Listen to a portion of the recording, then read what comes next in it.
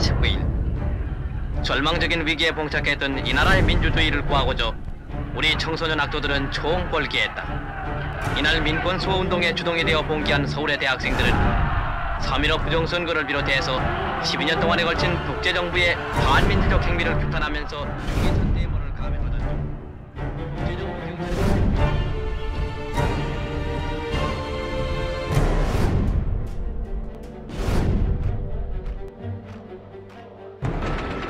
민주발전으로 인한 일대 결단이 내려지면서 국민화 대통령 직선제 개헌을 하고 16년 만에 대통령을 직접 뽑게 된 국민들이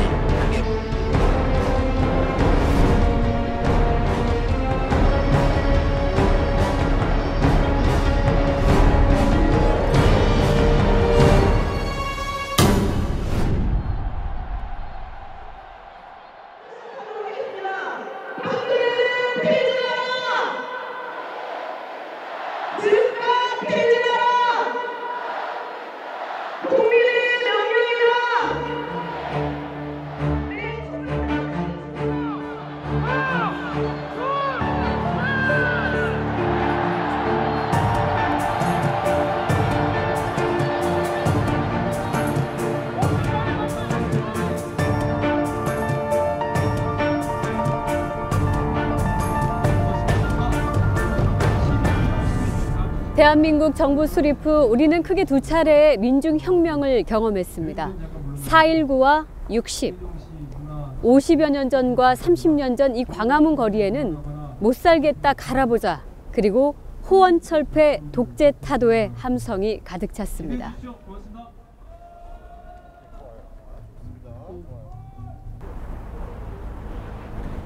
그리고 다시 30년 뒤 광화문 광장에 촛불이 하나둘 켜졌고 이내 촛불의 바다를 이뤄 청와대를 포위했습니다. 이게 나라냐는 분노는 이제 세상을 바꿔야 한다는 변화의 열망으로 타오르고 있습니다.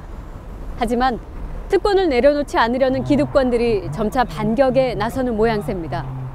진보냐 퇴보냐 우리는 다시 역사의 분기점에 섰습니다. 천만 촛불이 만든 거대한 시민혁명의 파도는 과연 어디까지 가야 하고 또 어디까지 갈 수 있을까요?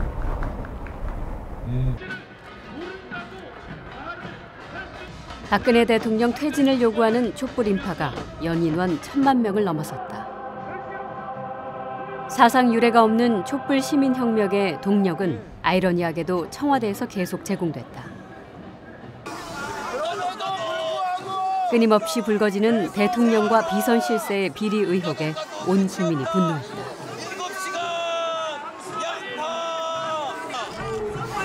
가도 끝이 없다.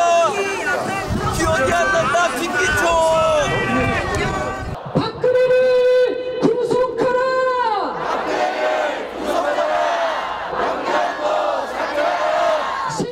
제가 낸 세금이 다 새고 있다는 게 이미 다 밝혀졌지 않았습니까? 이거는 뭐 의혹들만 아니고 증거가 무지 많잖아요. 그게 뭐 단순한 의혹이면 끝나겠지만 이거는 제 확신으로 믿고 그걸 알기 때문에 나온 겁니다, 이게. 우리가 속았다는 사실을 깨달아가고 있는 거잖아요. 그러니까 뭐 박정희 뭐 산업화 세력 뭐 이런 거 박정희가 근대화시킨 공로에 얹혀서 뭐 불쌍한 뭐 이런 그런 걸 갖고 능력이 없는 사람을 능력이 있는 것처럼 포장을 해서 거기에 쏘은 거를 국민들이 상당 부분 깨달았다고. 박근혜 대통령의 이딴 거짓말과 이른바 유체이탈 화법이 더욱 분노를 키웠다. 대통령의 이런 행태는 직무가 정지되고 해가 바뀌어도 변하지 않는다. 완전히 엮은 겁니다. 뭐 어디를 도와주라 하는 거하고는 제가 정말 확실하게 말씀드리는데 그 누구를 봐줄 생각 이거는 손톱만큼도 없었고 제 머릿속에 아예 그게 없었어요. 자, 열어주세요.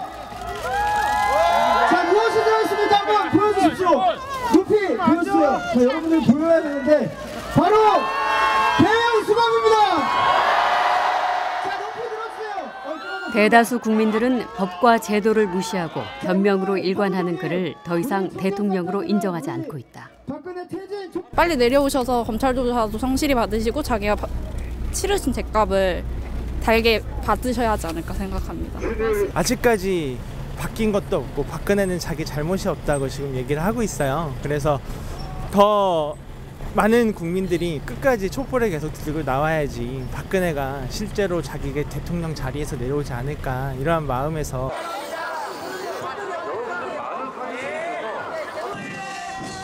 촛불은 회를 거듭할수록 진화해왔다.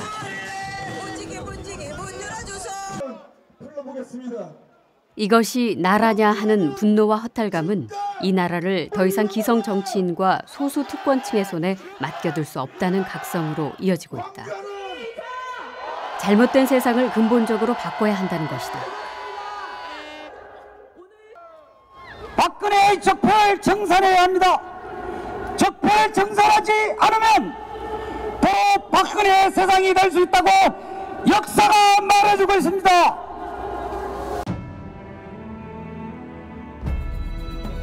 (10월 29일) 2만 명으로 시작된 촛불은 2달 만에 연 인원 1,000만 명을 돌파했다. 분노에서 시작된 촛불이 세상을 바꾸어 보자는 열기로 달아오르고 있는 것이다.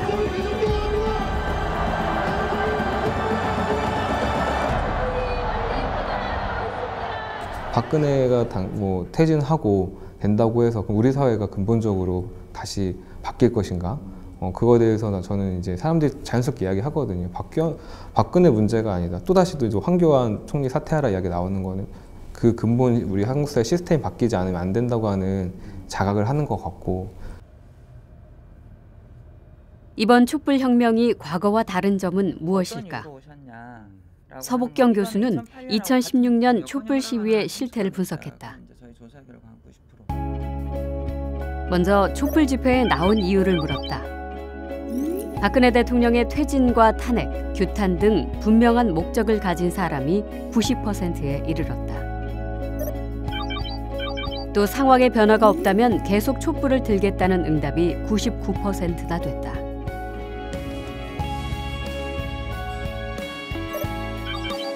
촛불 시위가 대통령의 거취에 영향을 미칠 것이란 응답도 87%, 강한 자신감을 드러냈다. 그러니까 이거는 60년의 4.19나 87년의 6.25 항쟁하고는 다른 거예요. 헌재가 이상하다, 국회가 이상하다. 그럼 다시 나올 거라는 거죠. 왜?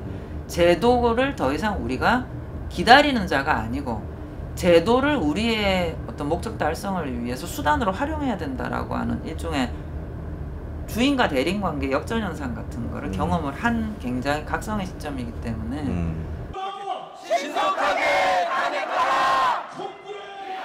광장에서는 패배의식이나 회의감을 찾아보기 어렵다. 시민들은 무능하고 부도덕한 대통령을 탄핵하고 세상을 바꾸겠다는 강한 목적의식과 자신감을 보이고 있었다.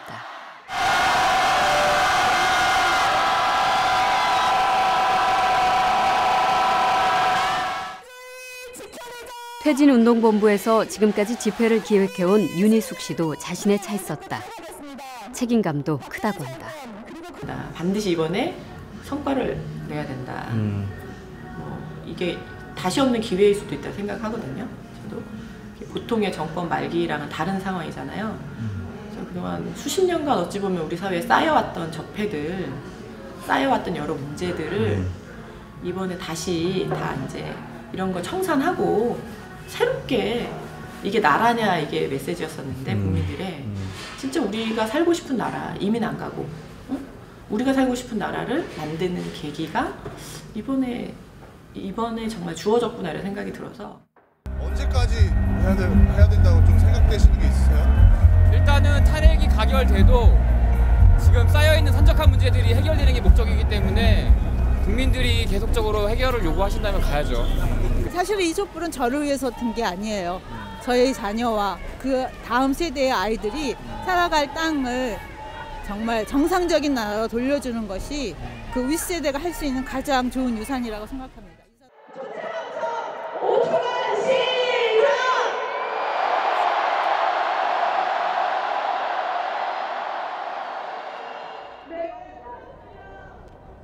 지난해부터 이곳을 밝혀온 1000만 촛불의 의미는 명확합니다. 대통령 한 사람 바꾸는 것만으로는 충분하지 않다. 기득권이 반칙과 탈법으로 지배해온 우리 사회 구조를 근본적으로 바꾸자. 바로 그것입니다. 그러나 우려도 적지 않습니다. 이번 촛불혁명만큼이나 뜨거웠던 4.19 혁명과 6월 항쟁이 기득권 측의 반격과 운동 진영의 내분으로 인해서 완성되지 못했던 그 뼈아픈 경험을 우리가 갖고 있기 때문입니다. 그래서 이른바 죽 서서 개 주는 상황을 이번엔 반드시 막아야 한다는 게 천만 촛불이 직면한 최우선 과제입니다.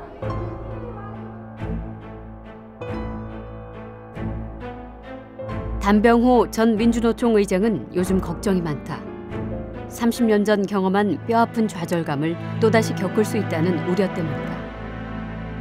제가 요즘 그 현장에 가면은 이제 교육 다니면서 그 얘기를 요즘도 많이 합니다. 그 잘못하면 죽소가 개준다. 죽소가 개준다 이거.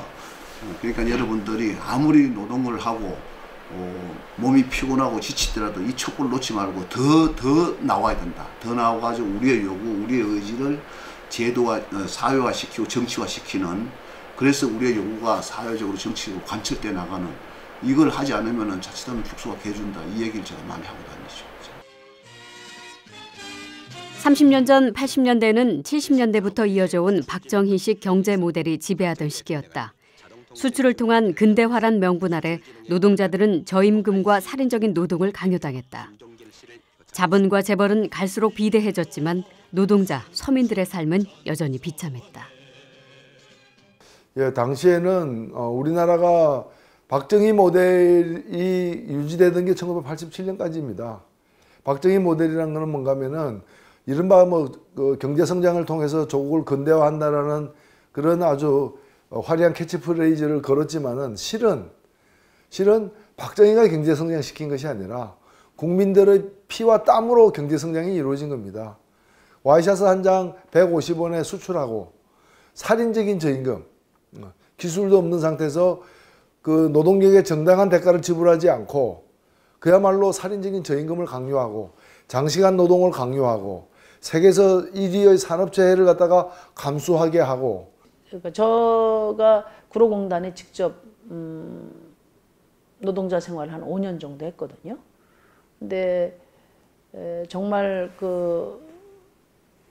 제가 들어가서 본 현장은 아주 참담한 노예 생활이었어요.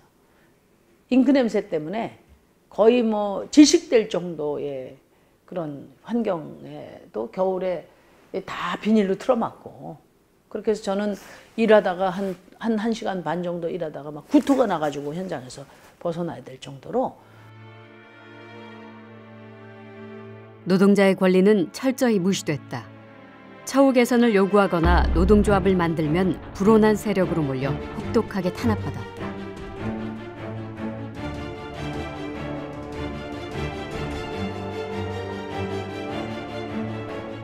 80년대 중반부터 시작된 반독재 민주화 시위는 노동자, 서민들에게 희망을 주었다. 군부 독재가 끝나면 삶이 좀 나아질 것이라는 기대였다.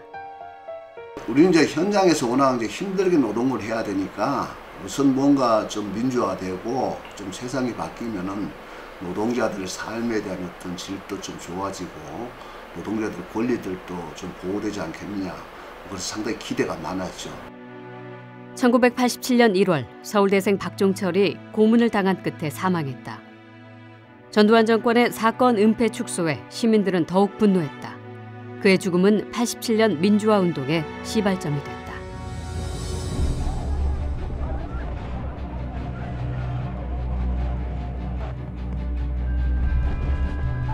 3월 개학과 함께 민주화를 요구하는 학생들의 시위가 더욱 격화됐다. 6월에는 연세대생 이한열이 경찰이 쏜 최루탄에 피격당했다. 최루탄에 맞아 피를 흘리는 이 한 장의 사진이 87년 6월 항쟁의 촉매가 됐다. 그런 이제 민주화 투쟁을 계속 해왔었는데 결국은 전두환 정권이 이제 직선제 개헌, 국민의 요구이고 열망이었던 직선제 개헌을 하지 않겠다고 이제 선언함으로써 어떤 직선제 개헌을 주장하면서 이제 독재를 이제 철폐하자, 이런 주장이 주된 주장. 박종철과 이한열의 참혹한 죽음 앞에 그동안 억눌려온 시민들의 분노가 폭발했다.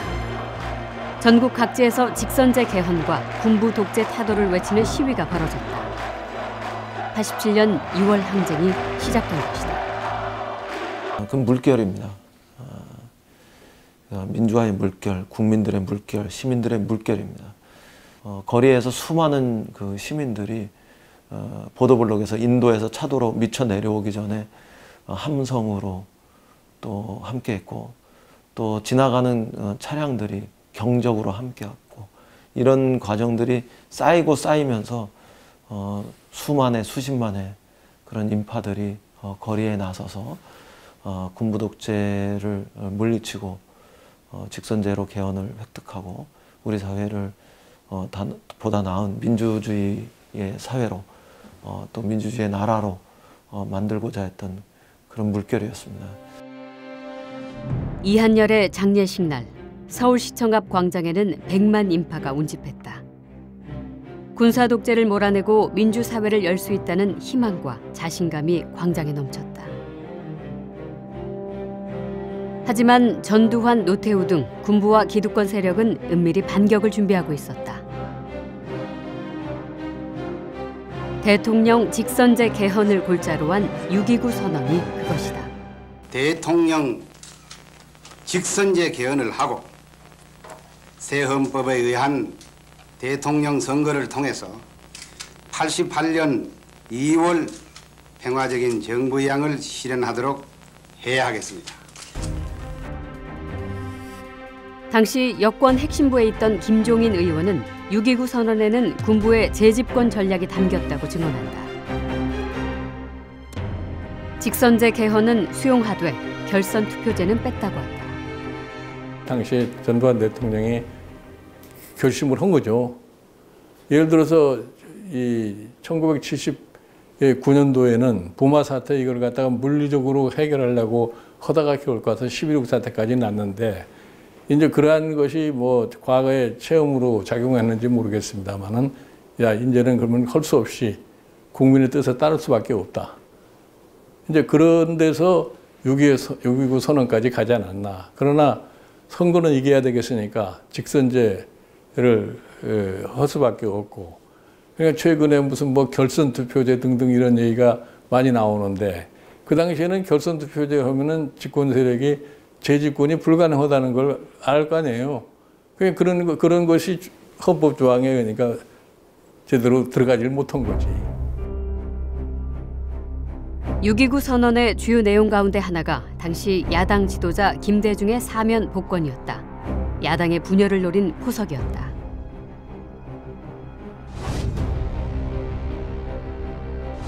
당시 노태우를 보좌했던 전 국정원장 이병기 씨는 김대중 씨의 사면 복권은 여당의 대선 전략이었고 국가안전기획부에서 야권 단일화가 되지 않도록 공작을 했다고 털어놨다.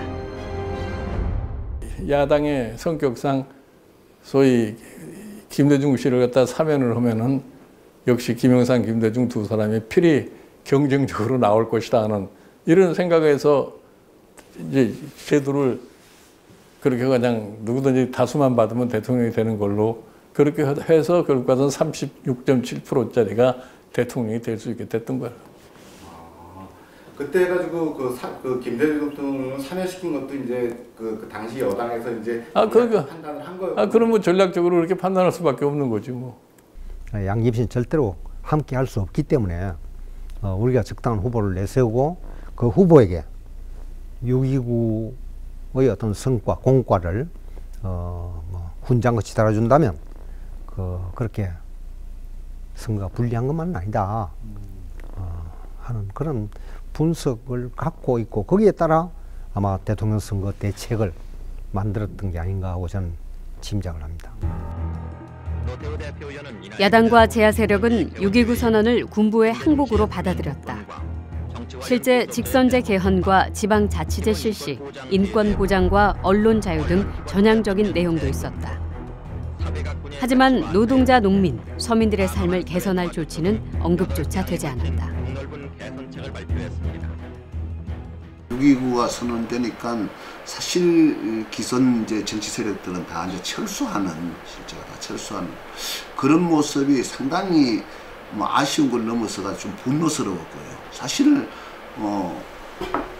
이 땅에서 살아가고 있는 국민들은 물론 직선제라는 건 매우 중요하지만 그보다 당장 우리가 처해 있고 우리가 서가 있는 이 삶의 터전에서 우리의 모습이 어떻게 변화될 것인가 이건데 거기에 대한 건 구체적인 아무것도 사실 없었던 거거든요. 분노한 노동자들이 들고 일어났다. 노동자들은 87년 7, 8월 2달 동안 3천여 건 이상의 노동쟁의를 일으켰다. 하지만 정치권이 외면하는 바람에 노동자의 삶을 개선할 제도적인 장치를 마련하는 데는 실패했다. 그때 노동자들의 처지에서는 제 처지에서 생각을 해보면 87년 6.25 선언에서 대통령 직선제나 받아냈다고 손 치더라도 우리 노동자들의 처지는 아무것도 달라진 게 없는 거예요. 그렇잖아요.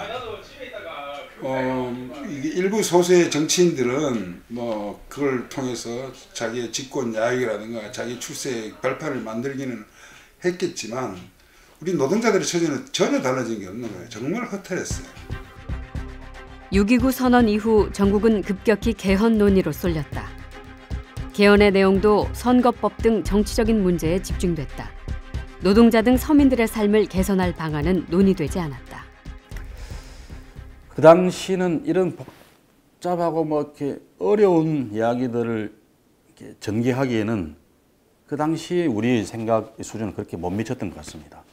그때는 워낙 전두환 체제 밑에서 대통령 간선제가 결정적인 문제고 이걸 직선제로 고쳐내면은 많은 문제가 해결될 거라고 생각하는 그런 목표와 정치 발전에 대한 인식의 수준이 굉장히 제한적이었다고 말씀드릴 수 있겠네요. 대통령 직선제를 해내고 그 대통령을 야당에서 당선시키면 그로서 많은 문제가 해결된다고 생각하는 뭐 그런 아주 단순한 인식이었던 거죠.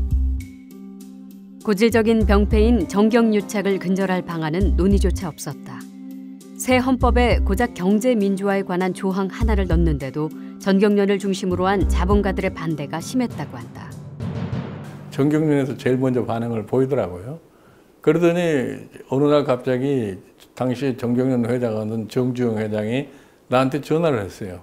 그러면서 뭐라고 얘기를 했냐면은 내가 헌법 개정에 대해서 좀 토의를 했으면 좋겠다.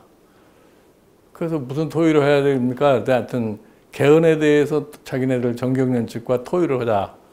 그래 합시다 해서 자기네들이 토의장을 저 속초에다가 설악산 있는데 거기다가 만들어 놓고 그리 오라 그런 거예요. 그래 갔어요. 갔더니 정경련 옹호하는 학자들과 언론인들을 모아놓고 거기에서 토론을 한 거예요. 정주영 씨 입회하에 자본주의에 대한 논쟁을 했어요. 이 사람들은 뭐냐면은 자본주의가 본질적으로 참 모든 것을 다 시장에 맡기는 것이 원칙인데 왜 헌법상에 혹시라도 무슨 일을 하려고 그러냐는 그런 기우에서 나를 부른 거예요. 우여곡절 끝에 적정한 소득의 분배를 내용으로 하는 경제민주화 조항이 헌법에 포함됐다. 하지만 오늘날까지 제 역할을 하지 못하고 사실상 사문화된 조항이었다. 개헌안이 통과된 후 전국은 대선 국면으로 빠르게 전환됐다. 여당에서는 노태우 후보가, 야당에서는 김영삼, 김대중, 김종필 등 이른바 3김이 출마했다. 1노 3김, 군부가 의도했던 구도였다. 내가 그때 민정당의 여론조사를 내가 담당하고 있었는데 여론조사를 해볼 것 같으면 사자대결에서 항상 당시 노태우 후보가 한 37% 정도 선에서 이기는 걸로 나와요. 그래서 내 스스로도 당시에 노태우 후보 보고 드는 데는 걱정하지 마십시오. 그러나 참 지지도가 높지는 않습니다. 야당 후보를 단일화해야 한다는 여론이 높았다. 하지만 김영삼, 김대중은 각각 출마를 선언했다. 이 사자필성론이라는 게 있었는데 그 사실 사자필성론을 내건 사람이 저였어요. 저의 어리석음이 있었습니다. 그때 당시에 노태우 대통령은 경북 출신이고 YS 대통령은 경남 출신이고 우리 전남은 우리 김대중 대통령이 전남북을 통일하는 입장이 있고, 그다음 JP는 충청도에 출마하지 않습니까? 이게 이제 사자거든요. 경기도와 서울은 그냥 서로 나눠 갖는다 생각하고, 그 당시에 있는 인구 이 분포로 보면은 전남북 합친 부분과 이 영남이 분할되니까 훨씬 많아요. 전남북이 합친 부분이. 그게 사자필성론에 이제 놓은 거였어요. 당시로서는 김영삼 대통령 입장에서는 내가 더 앞서 있다고 생각을 했어요. 김대중 후보보다. 여러 가지 측면에서 당선 가능성도 높다고 생각을 했고, 김대중 후보는 자신보다는 당선 가능성이 낮은 후보다라고 생각을 했죠. 그런 상황에서 내가 양보한다는 것은 뭔가 좀 상식적이지 않고, 오히려 그렇게 해서 선거가 잘 되겠냐, 뭐 이런 식의 회의감도 있었다고 생각을 해요. 야권이 분열해서는 여당 후보를 이길 수 없다는 위기감이 고조됐다. 재야 인사들이 단일화 중재에 나섰다.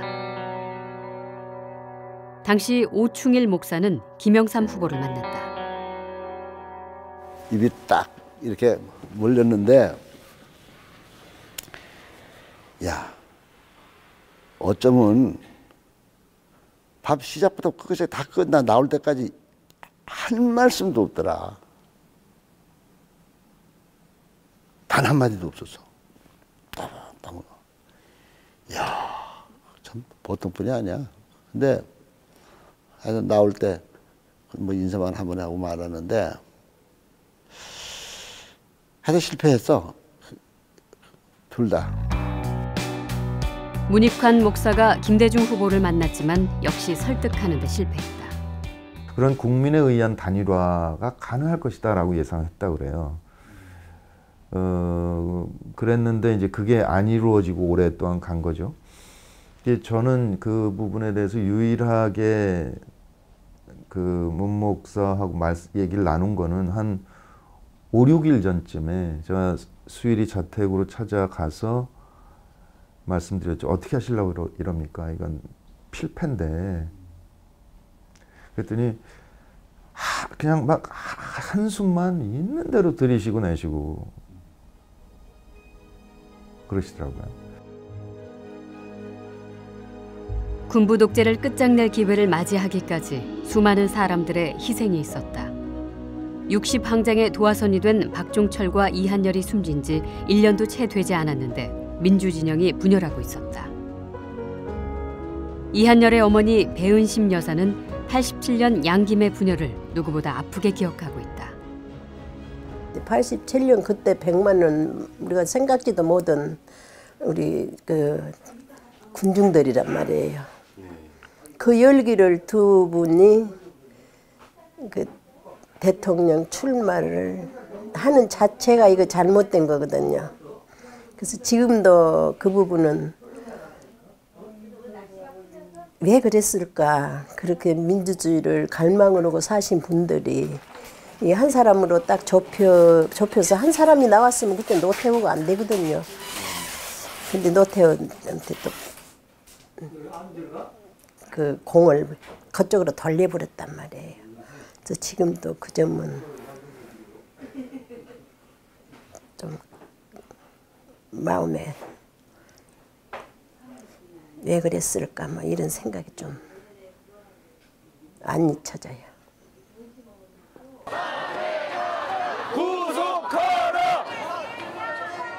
민중 후보로 출마했던 백기환 후보가 선거 직전에 야권 단일화 중재에 나섰다. 백 후보는 먼저 김영삼 후보를 만났다.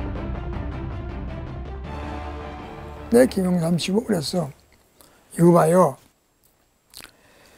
김영삼이 김대중이 거의 백기환이까지 껴서 3파전을 하게 되면은 잘못하면 그 분열의 함정에 빠져서 우리가 노태우 살인마한테 질지도 몰라.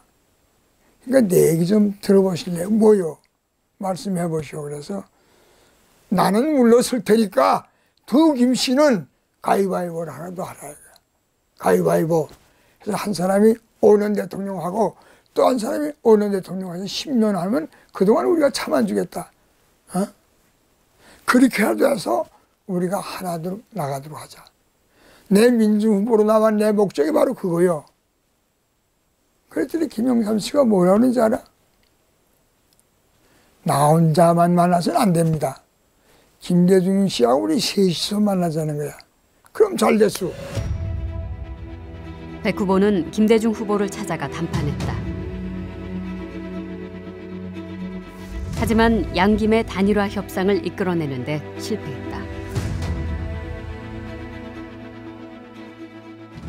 한없이 눈물이 나오려고 그래서 그걸 꼭 참았어.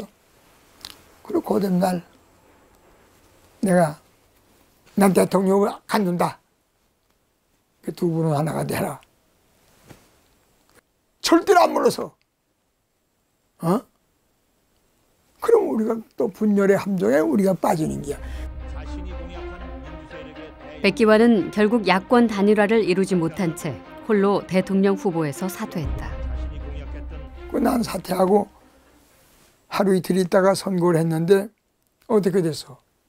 천인공노할 하늘과 사람이 함께 노여워할 살인마의 원흉 노태우가 선거라고 하는 합리적인 방법으로 다시 정권을 잡았잖아. 그것이 오늘날까지 이어지는 거야. 그게 바로 박근혜라고. 그게 바로 박근혜야. 이명박이었고. 야권 분열 속에 노태우 후보가 대통령에 당선됐다. 군부가 세운 전략의 승리이자 민주진영의 분열이 초래한 뼈아픈 패배였다. 지고 난 뒤에 참 괴로웠어요.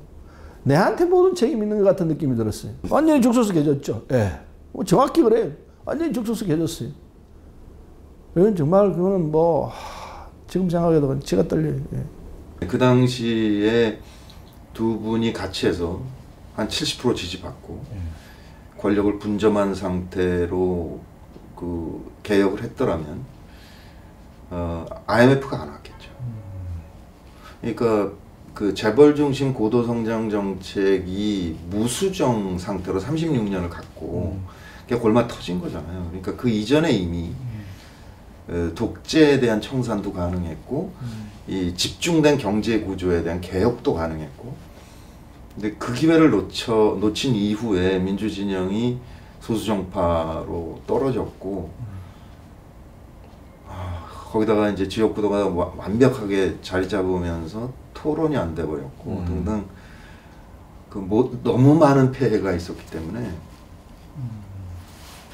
현대사의 가장 아픈 장면이라고 생각이 됩니다.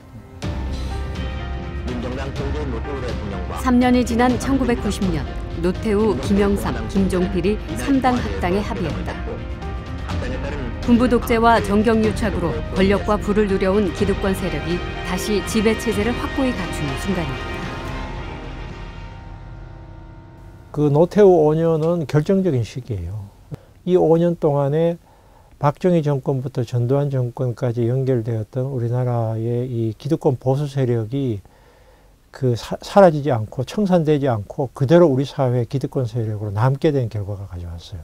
지금까지 남아있는 50 세력, 그 다음에 보수 언론, 재벌, 검찰, 국정원, 이 조직이 다 살아남았던 결과가 바로 노태우 5년 때문이었어요.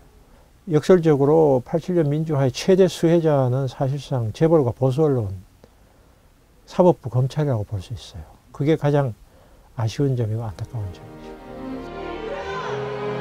그렇게 30년이 흘렀다. 광화문에는 그때보다 더 많은 시민들이 모였지만 87년을 기억하는 사람들은 마음을 놓지 못한다. 데자뷰라고 표현할 정도로 아주 꼭 닮아가는 꼴이라서 불안합니다, 솔직히. 87년 대투쟁을 통해서 직선제 개헌을 만들어내긴 했지만 실제로 정권을 제대로 바꾸지는 못했고 그 피해는 고스란히 노동자 시민들에게 민중들만 고스란히 있게 되는 결과가 있었는데, 이번 상황도 어쩌면 그렇게 될 가능성도 있다는 게 한편은 우려기도 하고요. 또 만약에 그렇지 않고 제대로 보수 여당에서 야당으로 보수 야당으로 정권이 바뀐다 한들 노동자들의 처지가 별반 달라질 게 있겠느냐 하는 염려는 여전한 거지요.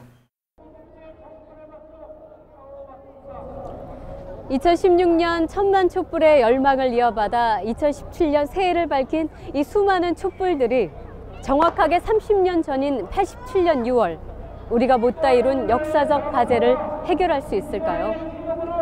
올해엔 새로운 세상을 만들 수 있다는 자신감이 그 어느 때보다도 높지만 왠지 모를 불길한 기시감도 어른거리고 있습니다.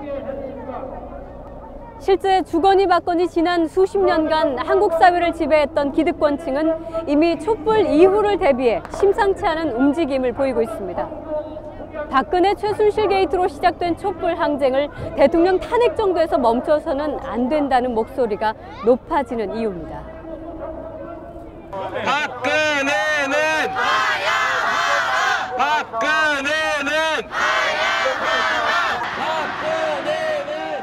촛불의 명령은 참가자들의 나이와 직업, 계층만큼이나 다양하다.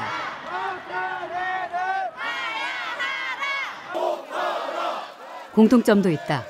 요구사항이 하나같이 절박하고 근본적으로 해결해야 할 문제라는 것이다.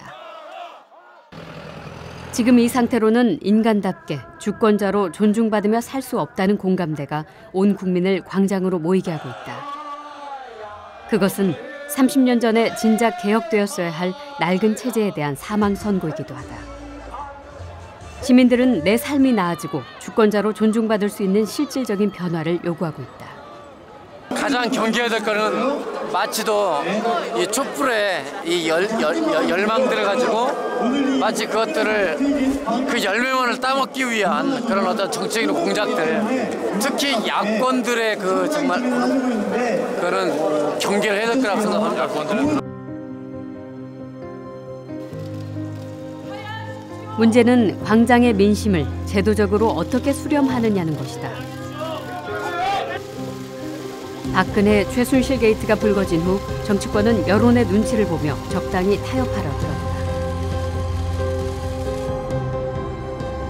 그럴 때마다 광장에는 더욱 많은 시민들이 모여 정치권을 비판하고 견인했다. 국회에 박근혜 탄핵안 가결 역시 촛불 민심의 힘이었다. 대통령 박근혜 탄핵 소추안은 가결되었음을 선포합니다.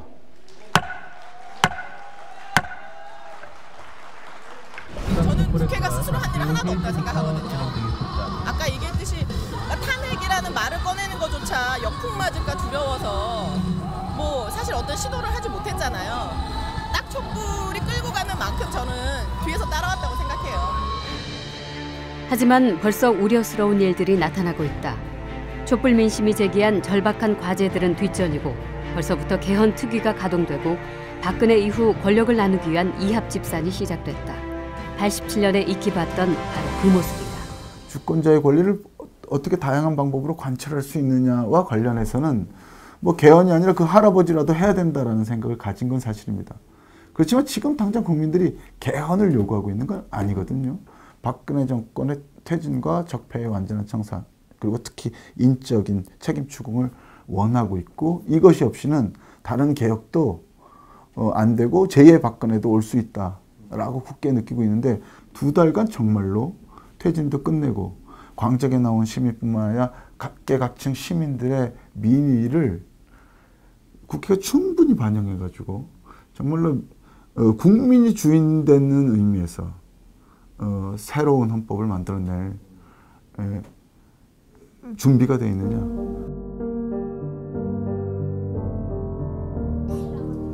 국민이 주인 되는 진정한 민주화는 이토록 이루기 어려운 것일까? 30년 전 뼈아픈 패배의 역사가 되풀이될 조짐이 하나둘 나타나고 있다. 30년 전에 그랬듯이 어머니는 오늘도 걱정이 앞선다.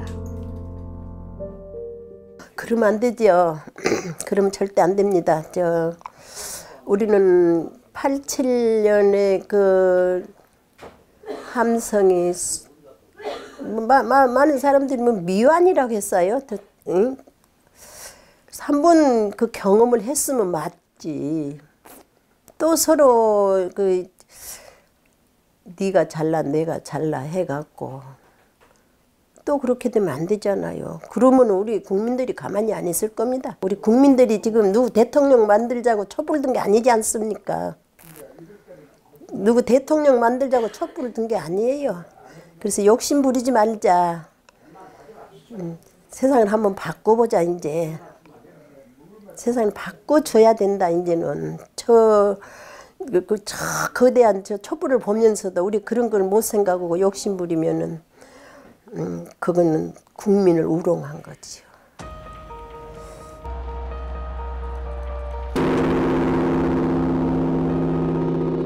촛불혁명과 함께 2017년 새해가 밝았다.